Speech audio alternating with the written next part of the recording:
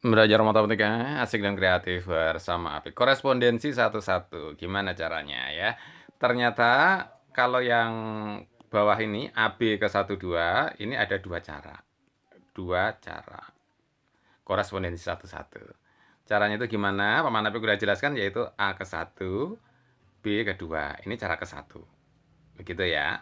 Nah, cara keduanya adalah kalau Paman Apik terus ini ada AB, ada 1, 2, yaitu silang ya. Nah, A-nya kedua, B-nya ke 1.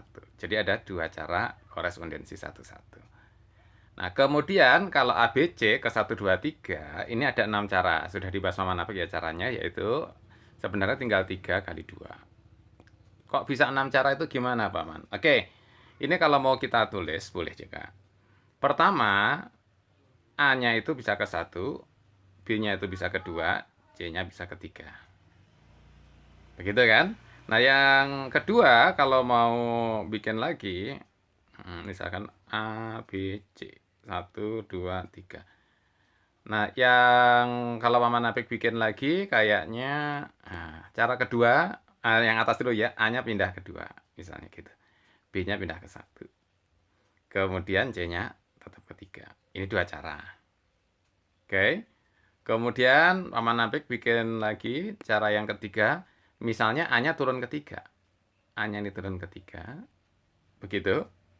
Kemudian B-nya ini kedua, misalkan B-nya ke 1, C-nya kedua. Itu kan 3, udah ada 3. Oke.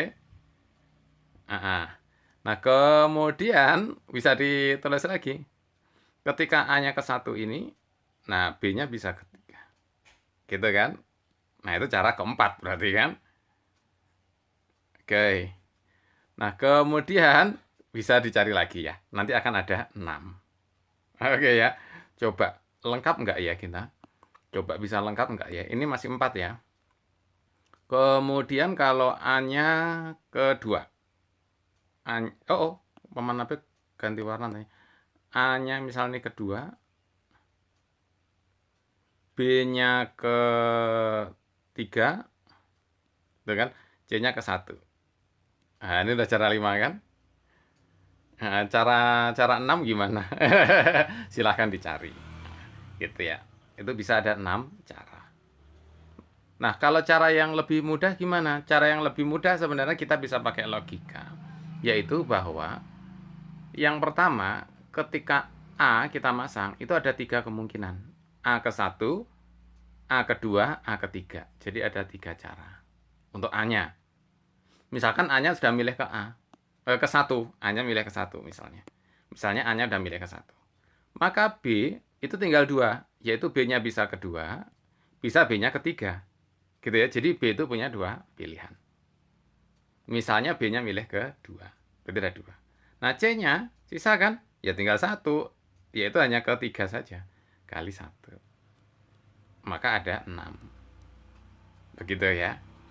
Nah, sehingga kalau kita misalnya punya 5, A, B, C, D, E, 1, 2, 3, 4, 5. Begitu. Maka kita bisa memisalkan A itu bisa milih kelima-limanya. Ke 1 bisa, kedua, ketiga, keempat, kelima. Jadi A itu punya 5 pilihan. 5 kali. Misalkan terus milih ke 1 A-nya. Gitu ya. B-nya tinggal 4 pilihan kan. Kedua, 3, 4, 5. Nah, 4 pilihan.